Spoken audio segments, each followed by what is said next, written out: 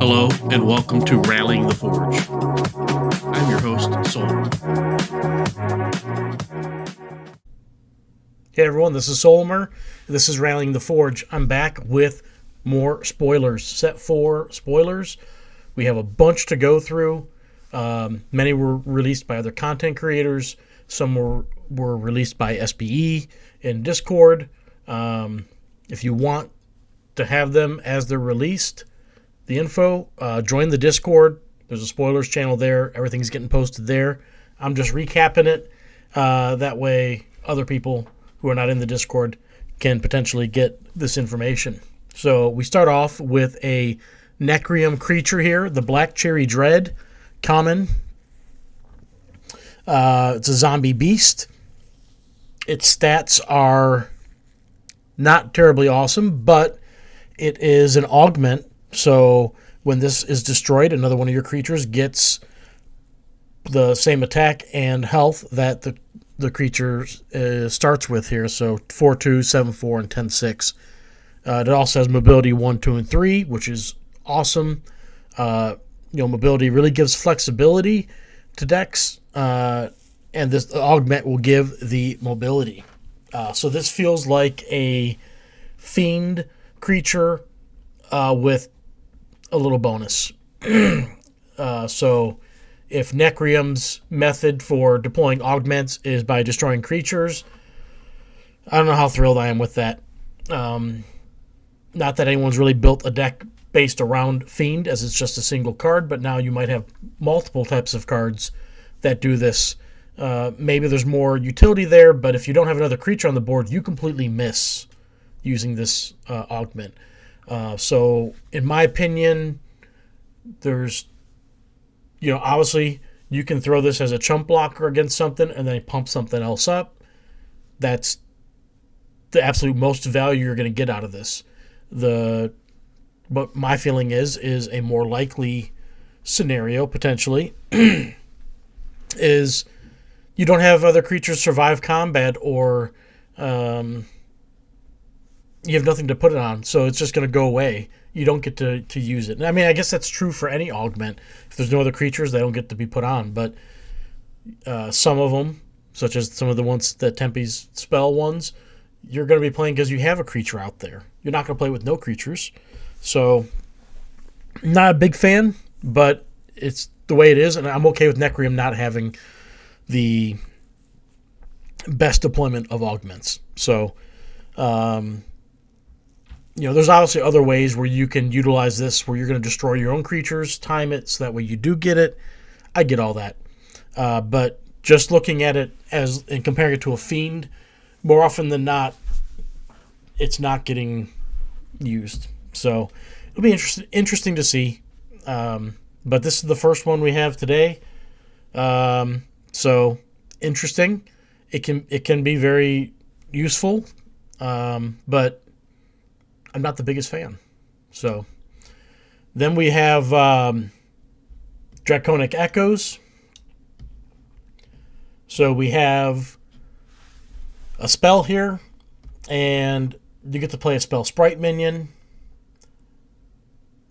You attach it to one of your creatures, and then at the start of combat, it's going to blast 3.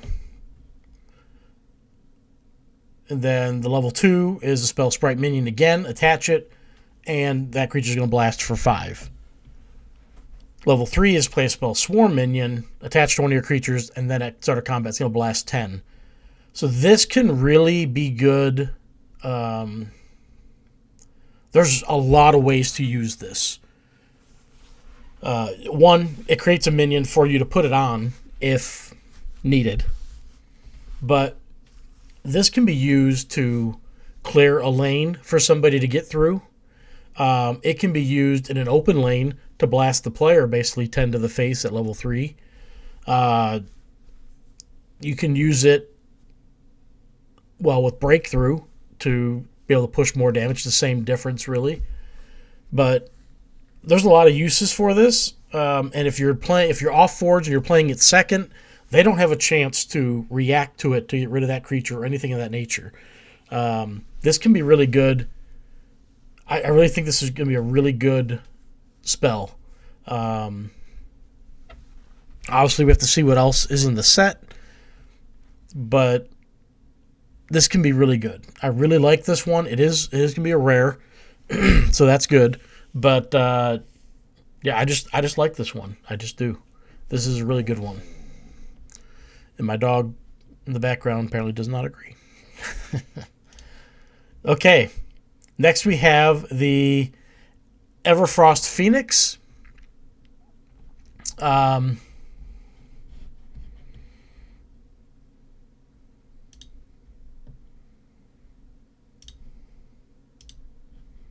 lost my picture. Okay, not sure what happened there. Everfrost Phoenix, 5'4", 7'5", and 10'8". Stats not overwhelming. It does have mobility 1, 2, and 3, and deploy, blast 1, 2, and 3. Then the level 2 and level 3 have a special additional ability. Level 2 is when this is destroyed, reanimate level 1 Everfrost Phoenix in this lane.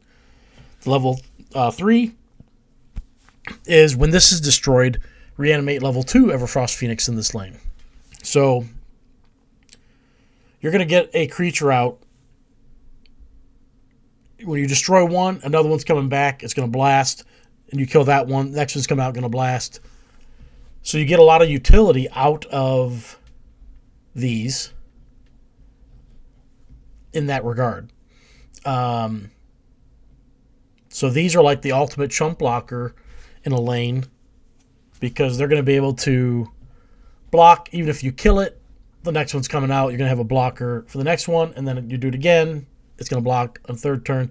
And all the while, it's going to blast for 1, 2, and 3 when it comes back into play. They can also move it around if needed. If they destroyed that creature, like, let me go block over here. There's also, we've seen other abilities that can impact this stuff, such as that previous spell. Now, at the start of combat, maybe they blast for that 10, and now they're going to end up killing that creature.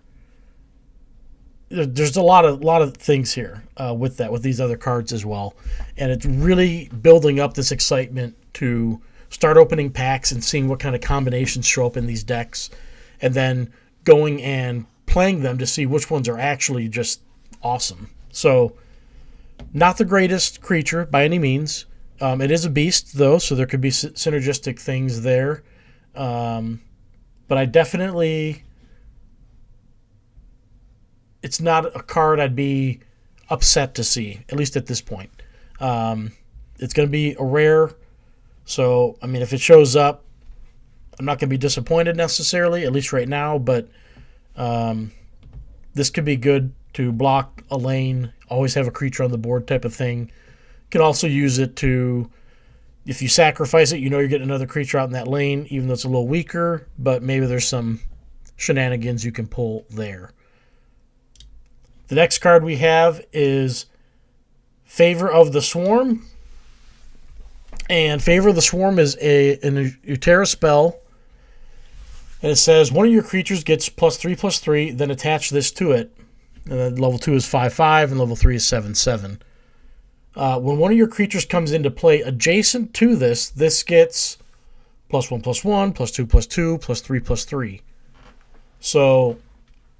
we've seen, based on some of the legendary and some of the other cards released or spoiled so far, rather, Utera seems to have this mechanic of playing creatures adjacent to each other. So when that happens, stuff like this augment is going to go help proc that, so to speak. So this is definitely interesting. It's just a straight buff of a creature. It's kind of like a Druid's Chant. You don't get the health component, but you do get an additional component where when you play stuff next to it, you can buff it up. This could be abused by somebody if they have a lot of, let's say, creature generation, and maybe they got a big Oakfather on the board, right? And they play the level 3. It's now 15/15. They have a full board or something, and they just play a spell to play 3 minions. You place them all right next to it. Now it got +9 more. Now it's a 24/24. So there's lots of utility there. The good thing is when you place stuff next to it, it's getting a little bigger. So that could help survivability. That can make the difference between killing off them killing your breakthrough creature and your breakthrough creature living with 1 health to be able to, where they got to block them again. And you get that breakthrough damage again. So, not awful. It looks like it's going to be a common spell. So it'll be interesting to see what kind of other abilities, other augments that Utera gets. The next card we have is Hammerflame, and this is going to be a common spell for Tempest. It says, attach this to one of your creatures. It blasts 4. Goes 4, 6, and 8. And then augment, because it's attached to a creature, slay, this gets +4, 6, and 8 attack. So we just talked about like the Phoenix, for example. Now granted, if you destroy the Phoenix, the augment's going to go away. But when it comes into play, it's blasting initially. Now you play this, it blasts again. It might kill something at that point, and now it gets a buff of attack.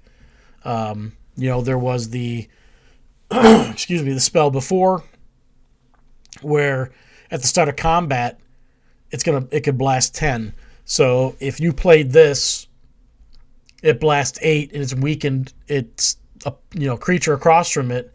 You've got the blast 10 coming, and that's going to make it be in an open lane. It's going to have 8 additional attack. Some of this stuff can get pretty wild, it seems like. So it's very interesting. And I think, I talked about the start Necrim's mode of getting augments is creatures being destroyed, and people saying, well, you can use it as a chump blocker, and then when it is destroyed, you go pump up your creature afterwards.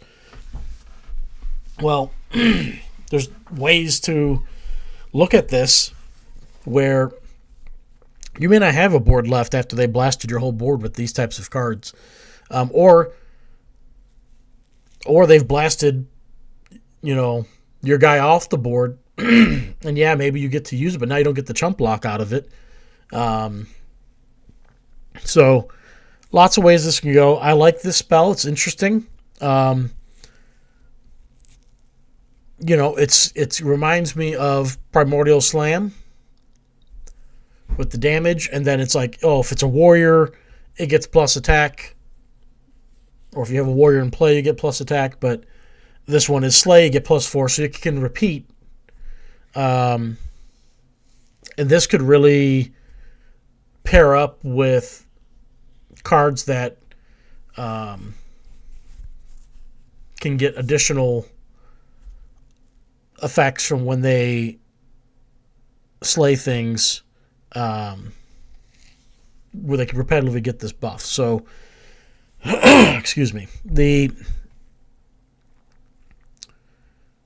I like the spell. I like the spell. I like its ability. I like the potential for it. I do definitely think you've got to plan it and time it right to be able to take advantage of the slay proc. You don't want, if you don't have a breakthrough creature, if it's not going on the breakthrough creature, then you really do have to time it right, because you don't want to have it go off. Your guy gets buffed. They've blocked him, and now he gets to go, and he's got reduced health, and now they just need to chump block him to get him off the board, and it just is all for nothing. So timing and playing of it could definitely be crucial to its effectiveness, but I don't hate this spell. Definitely do not hate it. So there's that. Next card we have is Infernodrake Lindworm. So it's an elemental dragon. It's a 5/3, 7/5, 8/7. So stats, again, not overwhelming. It says when one of your creatures blasts, it deals an additional 1, 2, or 3 damage, depending on the level. And it has deploy.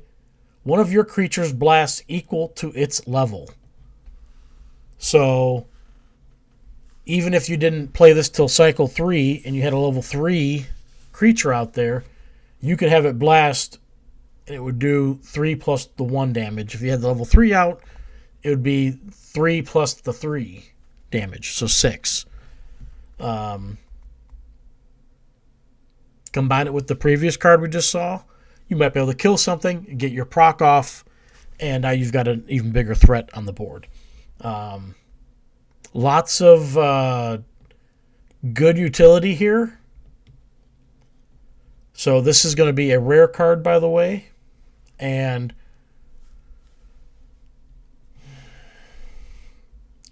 I don't hate it. I just think right now it's... Obviously, we're featuring augmented creatures or augments, period, and blasting effects.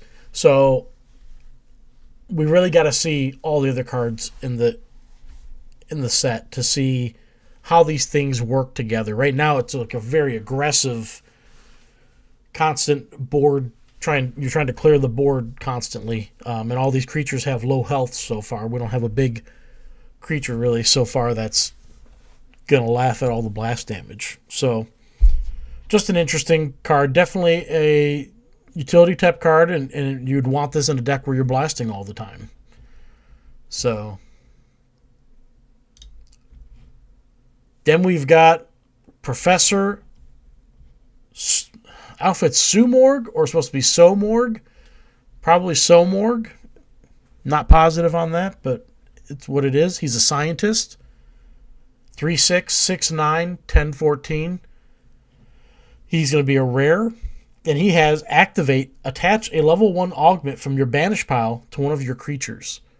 So all of these creatures and spells that are augments, even though they don't say it in their card description or anything, it just, because they have the ability to augment, they are considered an augment. So this guy can attach an augment to a creature. So Nekrium happens to have the ability, that creature I talked about earlier, dying off and not getting it to attach anything. Well, now you have him in your deck. You can bring it back out and attach it to one of your creatures. And in that case, they only get the augment portion, but still, there's some utility there. So we haven't seen anything where this is going to be bonkers or abusable, where some augments just giving some super stats and they just keep bringing it back every time on a creature. So that's pretty much all there is for him. He's just a tool to bring augments back out. We have the Soulthirst Harbinger. He's a spirit, a 3/3/6/6/9/9. He has stealth. And when this is destroyed, another one of your creatures gets +3/+3, or 6/6, or 9/9. Then, if it is level 1, attach this to it. And level 2 is 1 or 2, and then level 3 is just attach. It gives them stealth. So, again, we see Nekrium's mode is creature being destroyed and then attaching it to it. The bigger part for Nekrium is the destroy effect is what's really giving, because it's giving the stats to the creature at that time. The augment is more like just like a little bonus. So the stats is where the power is really at. So we'll see if Nekrium has any other, if things shift at all, if there's anything different between they're just giving a keyword to other creatures.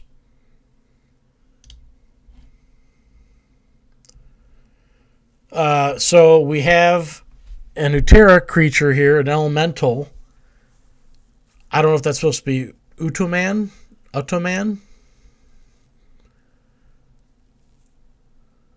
don't know. But He's a 6'5", 9'7", 13, 12. Not a terrible body. He's a rare. He has, while this is augmented, it cannot be damaged by minions, and then it cannot be damaged by level 1 creatures, and level 3 is it cannot be damaged by level 1 or 2 creatures. So very interesting card. It's just very interesting. His level 1 is actually, it can block and not be damaged by the level 2 minions, but the level 2 creature of him can be. So, just a little interesting thing there with how everything's worded. The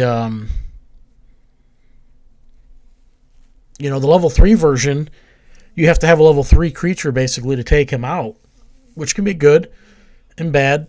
His stats are okay, but assuming you're going to pump him up, he's going to be hard to get rid of. They have to use a level 3 creature instead of using it on the offensive. They're going to have to use it on the defensive to take him out, more or less.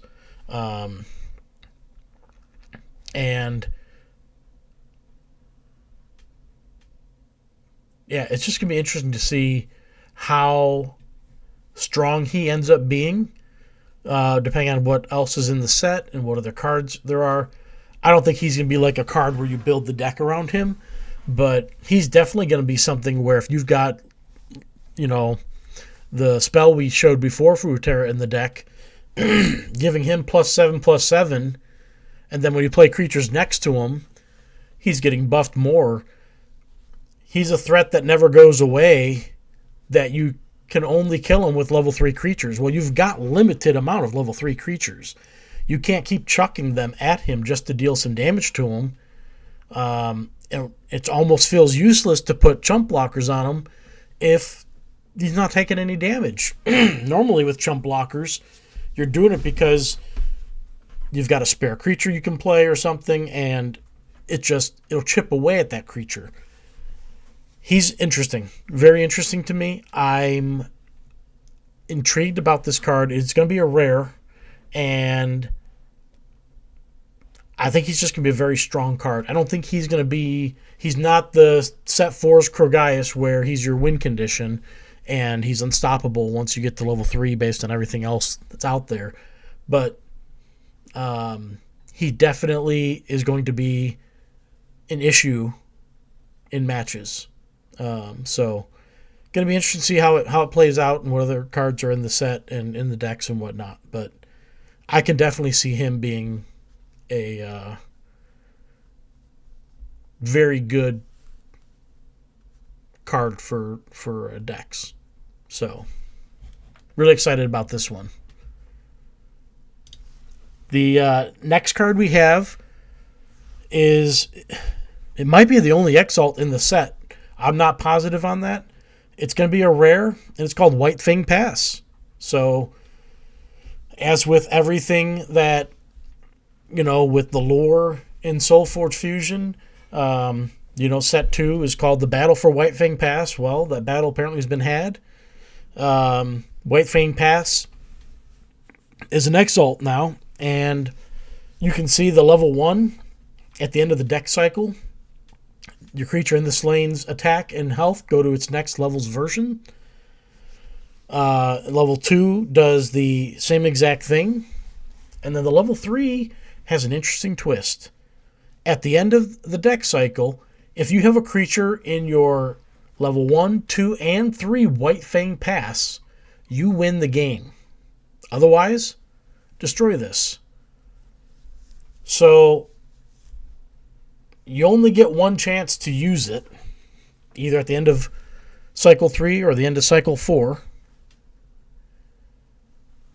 And if you don't have creatures in all 3 lanes, it's just going to destroy the level 3. It's going to go away, and nothing happens with it. The level 1 and 2s will still be there, and they will continue to grow into whatever the next level is of their card. If they haven't, if they're level 2, they're going to basically go to the stats of the 3, etc. So this can be really good for some types of cards more so than others.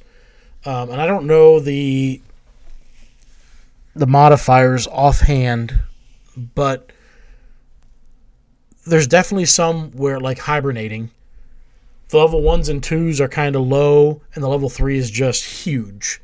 So this would be a card where you get the level 2 out there, and the next turn, at the end of the deck cycle, it's now going to have its level 3 stats, and now it's going to get huge. This isn't going to be the case for every card where it's going to be better in that case, but if you're building the deck, obviously you want to do that. This can be really good too.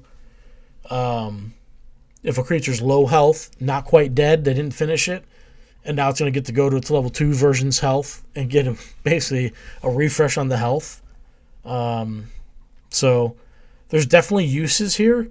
It's a rare card, so I don't know how it's going to fit into the algorithm.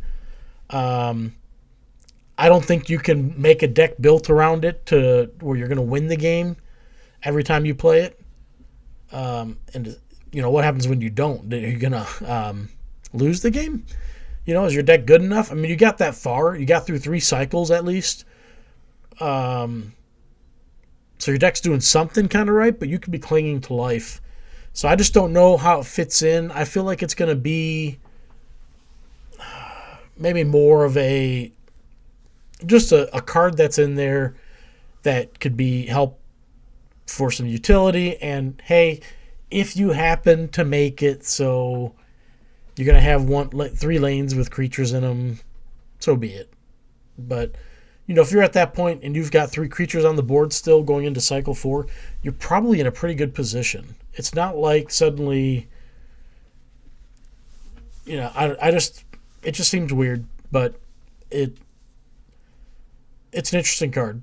So somebody's definitely going to win a game with it, an important game with it that they shouldn't have won, and the person who loses is going to feel awful. And the person who won is going to feel amazing. It's going to be amazing because they won this match that they had no right winning with it. And who knows? It'll be okay. Hopefully it doesn't happen to me. But, yeah, just an interesting card. It might be the only Exalt in the set. I'm not positive on that.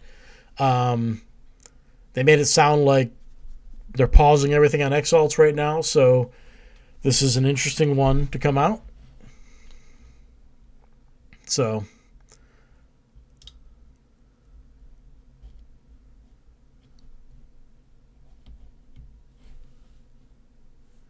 and that might be all I have for cards. Did I get through them all? Yep. Okay. So, this is the last card that I have that was spoiled. And that's all the cards. All these were released by SBE or other content creators. So they've released the art for them, and the cards obviously put into the Discord. That link will be in the video at the bottom. And yeah, hopefully you enjoyed these spoilers. There's going to be more to come. We have a bunch more scheduled for next week. I don't know how many more SB is going to release on their own each day. So we'll keep our eyes peeled, and we'll keep putting this together, and we'll have another video next week with more spoilers. Depending on how many and how fast they come, will determine how many videos I end up making on it. I've been trying to pool them for the content creator ones, been trying to wait till they get them all out, and then obviously release the video. But yeah, this is exciting. So just really looking forward to set 4, and there's going to be a lot of new combinations of things to look into to see how the old sets can tie into the new set and what might be there to pair up, or if you're just going to go set 4 and it's just going to be this amazing harmonic melody that comes together. So really just looking forward to it. Hopefully you guys, like I said, have enjoyed this video. Don't forget to like, subscribe, or comment. If you like the video or like the content, please like it so I know that this is something you guys enjoy. These videos are for you guys, so thank you for watching. I appreciate you taking the time to watch this, and I'll see you guys around and in game. Take care. This has been an episode of Rallying the Forge. Thank you, and we'll see you next time.